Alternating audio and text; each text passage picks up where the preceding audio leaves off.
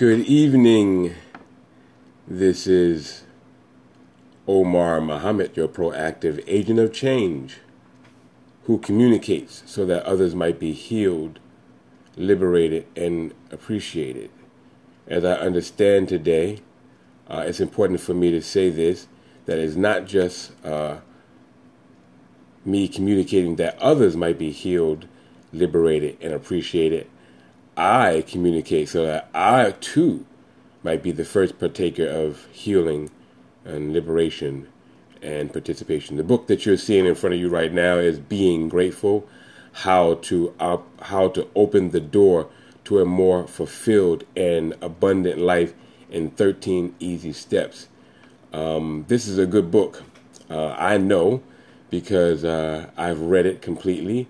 Janice Allman is a friend of mine, a long-term friend of mine, been a long friend for a long, long time. And her and her husband, I worked with her husband long ago at the Los Angeles Rescue Mission, downtown Los Angeles, in a famous area called Skid Row. Now, I wrote the foreword for this book, and it talks about being grateful. Now, if you saw the title of my program, it was called, what is it called? Yes, Word is Bond. Word is Bond. And now this is Freestyle Fridays, and this is Being Grateful. If you get this book, I guarantee you it's a great book. It's on Amazon, and the main idea is that great word of being grateful. And Word is Bond has to do with the power of words. Let me see. Maya Angelou, the great poet Maya Angelou, said, words are in fact things.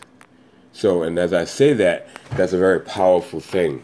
Words are things. They're alive. They have power. They have ability to do. A lot of different things. So, and I want to talk a little bit about that. So we start with the first word. One of the most powerful words is thank you. Gratefulness. I've discovered that me being grateful to the goodness and mercy of God on a daily basis has caused me to be such a blessing, caused me to be blessed so abundantly that I can't even comprehend. Once I began this journey, and I got a hint. I got to be honest. I kind of got a hint from Oprah Winfrey, who said that she had a gratitude or a thankful journal. I mean, many years ago I heard her say that. I was like, man, what do you mean she got a gratitude or a thankful journal? But whatever it is, she had that journal, and that really blessed me. And I started to get up in the morning and write in my journal. And the first things I wanted to say in that journal was, thank you. Dear God, I thank you. Thank you for this day. Thank you for what you're doing. And it seemed like that one word right there was so powerful that it began to transform my life. Just gratefulness and thanksgiving. So today is Freestyle Fridays, and we want to be grateful for the favor of God. I'm grateful for my wife because I almost missed this broadcast. Absolutely. I had gotten into such a sleep that I didn't know what to do. I usually start my broadcast at 11:11 sacred time, Pacific Standard Time. However, this one I was so deep and so asleep that I didn't know what to do. But I'm back. I'm awake. My wife, I'm grateful for the beautiful wife that I have, who woke me up and said, Omar, it's time to go. What you going to talk about? Now, I have a word in my heart that I'm going to share with you, and I'm going to come from that word. But I'm glad that she said, well, here's an idea. Why don't you think about this word? So these words are so powerful, and it made her just saying that. She didn't give me this idea, but her saying that reminded me of something that when I was younger. When I was younger, and I grew up in New Jersey. I was born in Summit, New Jersey. I grew up in Newark, New Jersey. And as a child, we had this saying, word is bond. You know, they say, what? You know, we would be talking about, I saw Jack jump over the moon. What? You did? Word is bond, man. And when we said that kind of stuff, it was like the voice of verity in Spanish. It's the voice of truth. If one said word is bond, it was cool. But now we took that a little bit further when I was a youngster growing up in the Nation of Islam. What we would say is, your word is your bond is your life. If you break your word, you break your love. So you did not break your word, because word is so powerful. Word is so significant. What we say is so significant. The power of words are so significant that we are very careful of what we say. So when we practice that, when I practice this principle as a Muslim child in the Nation of Islam, I did not say things that I did not mean, or I would not say things that if I made a promise that I'm going to do something, I'm going to do it. And then my children, they get me tripped up in this because they know that this is my pattern, because my word is my bond and my bond is my life. If I say I'm going to do something, I'm going to do it. Bob Gay, I'm going to do it. Other people, I'm going to do what I'm called to do when I'm called to do it. I had a friend who said that, here's some powerful words. He said things like this: if you do what you're supposed to do when you're supposed to do it, then you can do what you want to do. Later on, you'll be able to do what you want to do whenever you want to do it. Did you catch that? The power of word. Word has a way of just transforming, a way of shaping things. Word. The scripture says, in the beginning was the Word, and the Word was with God, and the Word was God. The Word became flesh and dwelt among us, and we beheld His glory, that of the only begotten of the Father, full of grace and truth. Word now. So if God says in the Logos, the Word, in the beginning was the Word, and the Word was with God. In fact, the Word was God. God also said, let there be light, and there was light. Let there be. So whenever we use words, we have to be very careful, because words, as Maya Angelou said, are things. And then when we realize that a word has to do with integrity, words have to do with what we say we're going to do what we say we're going to do when we're going to do it, or don't say it at all. So a lot of times my children say, Daddy, you didn't say anything. Nope. Because I don't know if I have the capacity. I don't want to use my word in any haphazard way. Because I began to understand that words, because as Maya Angelou says, words are things. We have to have words. We have to use words in a positive way. The word intention is one of those powerful words. What do you intend to do? You might be doing things and just busy. But once you make that intention, I intend to write that book. I intend to go to school. I intend to become a fit individual. Once you make that intention, you hold that intention. You kind of codify that intention in a word. I intend to be financially stable, free. I intend to be a spiritual being. Whatever you intend, whatever you put your mind to, my friend, it's going to happen. Here's how we started off when I was a child. We were saying in the city of Norfolk, we say, my word is my bond, and my bond is my life. If I break my word, I break my life. So we would be very, very careful about saying things that we did not mean. Since Maya Angelou said words are things, that thing has been haunting me ever since I heard that, because I said words are things. What do you mean? Words are words? No, words are just words. No. Words are the building block of the created order in which we live in. That's right. Somebody said plane. They looked at a bird, and somebody says airplane. And guess what? They focus on that thing. A vehicle that can carry something, people around, a vehicle that can fly and can carry other things. Now we have airplanes flying every day, all over our heads every day. Words. What do we intend? How do we handle these words? Listen, one of the things I want you to do, I want you to repeat after me. Learn this thing. My word is my bond. I mean, I'm bound to that word. My word is my bond. My bond is my life. I will not break my word without breaking my life. Now, of course, sometimes we make a mistake. So, of course, we fall short. Of course, some things happen. But that has to be so rare that we fall short of what we say we're going to do, that people just know we're like clockwork. What did he say? Did he say he was going to come or not? If he said he's going to show up, he's going to show up. He might be late, but he's coming to this event because he said he's going to do what he's going to do.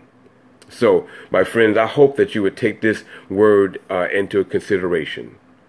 Now, I had an original intention when I started here. My intention. I had an intention to share some things with you. One of the things I enjoy about life is how life can just sometimes do so many different things to you and for you. Just recently, I was doing some Uber driving, and a man got into my car. He began to have a conversation with me, and it was about words, in fact. I said, hey, man, that's a book. I see, because I rarely see people do that. His man came into a book with a car with a big old book in his hand. He had been running. He said, man, I saw that you were over there, and I did not want to miss this ride. And I was like, man, this guy was running, and he did not want to miss his ride. I was glad that he got in the car with me, because I believe that when I get in that car, I have an intention, I have a desire, I have a word, I have a concept that I'm going to make some income for me and my family. I'm going to do everything I can to produce that income for me and my family. And my intention was to get out there and help. So this man come run up the road, I wanted to be there for him. He actually, in fact, he took a long ride. But that man began to teach me all kinds of things. Some of the things that he taught me about, it just blessed my soul. One of the things, he had the book, and he talked about the book. And so we began to have a discussion around the words of other people, and that words are important. And he said that, it's important for all of us to read. I discovered in our discussion that he happened to be a lieutenant in the U.S. Army. And he told me about some things that I want to definitely communicate with you before I leave here.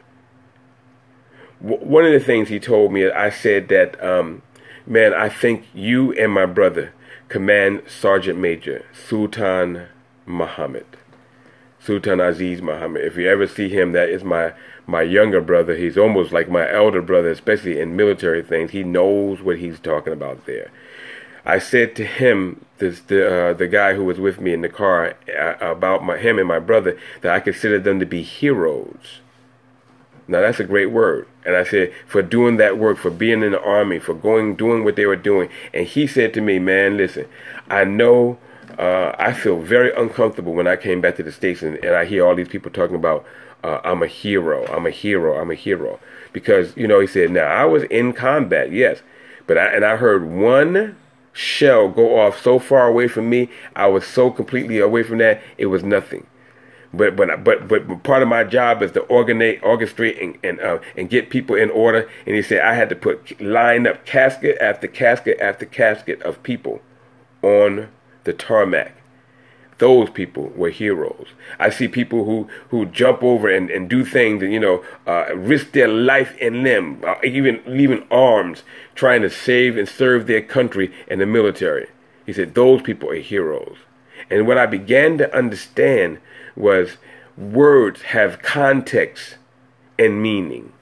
For me, as a civilian, not in the Army, these guys are heroes. Whether they shed any blood, whether they was in the Army, they put their time out there. They gave their life for someone else to do some work. So from my side, as a civilian side, they were heroes. But as a warrior, the warrior said, hold up, hold up. There are greater warriors than me. I was just a supporter of the warrior. And then the Spirit of God told me, hey, talk to this man. Don't let him go away from here thinking that his work is in vain. And the word that I got from that man, so the Spirit of God came upon me and said, sir, do you realize that all the work that those young people did, those caskets that you had to line up, that you were a part of that work that they did, that as they did that work, you were a part of that because you were supporting that, you were helping that to go together. So what they did, you did in this great sense, and what you did, they did. The man said, hey, you know what? I think that's true to some degree. Here's the degree to which I think that's true. He said, I joined the Army because I wanted to be a part of something way bigger than myself. Some people say, if your dream does not require a team, then your dream is not big enough. Do you hear how I'm using words? Some people say, if your dream does not require a team, then your dream is not big enough, because it takes a team to stream a really wonderful dream. So I hope we begin to understand that these words that we throw around and we use so freely, we're in a society where we hear people talking all day long, way too much. So recently I've implemented a program with the young people I teach in chess tutors.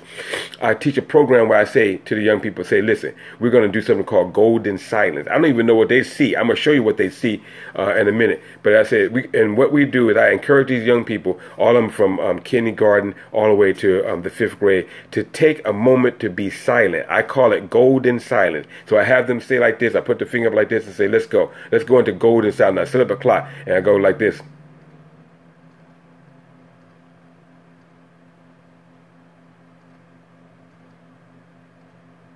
So I just gave you a moment of what golden silence was. Now, for some people, that word golden silence, or those two words, golden silence, means just almost a torturous thing, because you mean I'm going to be silent, not say anything, and especially as a broadcaster, I almost broke one of the cardinal rules. I hear them on the radio say all the time, do not, whatever you do, don't be silent on the radio.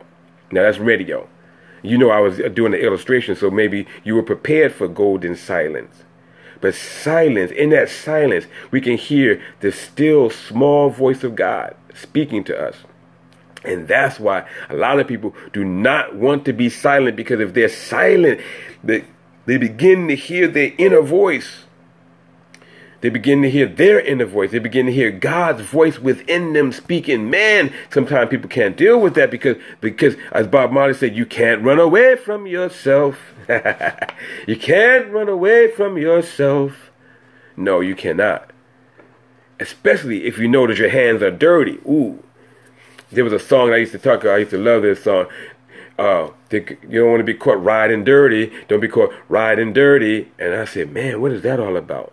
Because when you have a sense that you're riding dirty, for me back in the day, it was like before marijuana became legal around the country, there were people who would be riding around with a whole bunch of marijuana, and they be looking around their shoulder. The police going to get you here. The police going to get you there. I'm so grateful that God never allowed me to get arrested for anything like that. Oh, thank God. Thank God. Hallelujah. The truth be told. If the truth be told, brother, there would have been a space in there with me, with the other brothers, but God is good.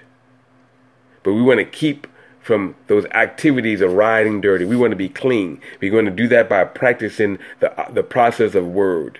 Now, if we're lying, if we're stealing, if we're doing those things that break the moral code of life, then we will be riding dirty. Then we will have that sense of guilt, fear, shame, disgrace. But let's be truthful. Let's have better deeds. Is it true? Is it really true? Let's go toward the truth. Is your word your bond? It's just your word. If you listen, if for some people, if you just say, what did he say? Did he say out of his mouth that he was going to do it, then he's going to do it. That's how I train my children that way. So they said, Daddy, you said, and I was like, and I was going to do something different. But you said, because I realized that I want my children to understand that their words are powerful. Now, if you have the right intention, and you have the right word. We started this broadcast with being grateful. But if you have the right intention and the right words, you, my friend, can move mountains. Yes, you can do great things, because once we hold that intention in our mind, I have an intention to be a fully evolved human being, to be a spiritually, educationally, financially, emotionally mature individual. I have an intention to put all things that God has given to me in my hand, and to use all that for His glory and for the embetterment of humanity. What is your intention? I intend that before I leave this earth realm, I'm going to do the most good I can possibly do. I'm going to be the best person I can possibly be. I'm going to help someone along this way. What's your intention, my friend? Words are powerful. Yes. Don't get it twisted. They are so powerful. Regarding my friend, I want to tell you what that officer of that lieutenant said. The other thing that the lieutenant said to me was this.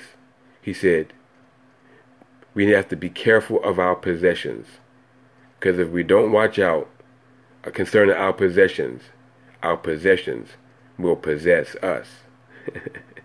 And I said, wait a minute, dude, that's deep. I'm going to have to do another broadcast on this. I said, that's deep. What did you say? He said, your possessions could possess us. Remember that book I was telling you about? He said he had a book. I said, yeah. He said, it used to be a time where I used to have all these possessions, these books. I mean, the books. He said, I would have so many books that whenever I wanted to move, I would have to try to pack all those books and put them away.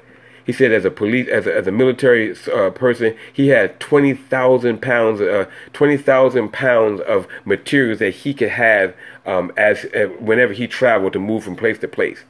He said something like, I'm pretty sure he said that Once he started realizing that he didn't want his possessions to no longer possess him, because he realized he was holding on to the possessions, but the possessions, all those books began to possess him, and that he was weighted down with all these possessions, all these things this, things that. And you can have some things. You have the cell phone, the headphones. You got things. You got car. You got things, possessions. And he said, watch out. Be careful that if you keep on holding on to those things, they can possess you.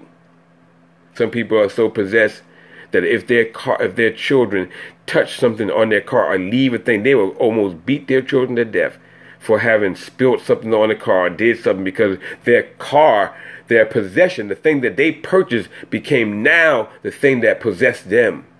They no longer had the freedom to choose and to do what they want to do. I'm way over my time, my friends. But we'll come back to this concept again. Let your word be your bond, and your bond be your life.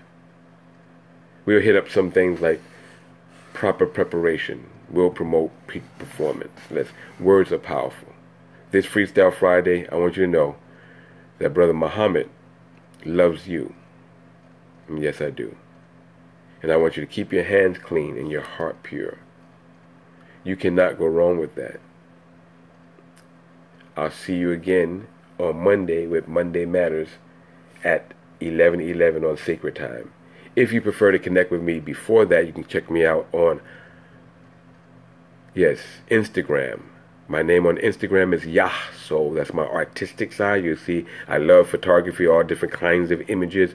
You'll find that on Instagram at Yahsoul. That is YAHSOUL. Or you may find me on Facebook at Omar A, period. That's A for my middle initial. And Muhammad, that's MUHAMMAD, comma TH.M. I'm on Facebook there. Go there, like the page, and learn more about your brother, and maybe we can have a wonderful journey together. Now, if you don't like Instagram, maybe Instagram not your thing, or Instagram is not your thing, then Snapchat. You'll find me on Snapchat. You'll find me just about anywhere on that thing so we can talk. But here's the thing. I'm also on Twitter as Pastor_Omar_. I'm looking forward to connect with you again real soon. Yes, this too is the day that the Lord has made. We shall rejoice and be glad in it. Peace and blessings. I'm out.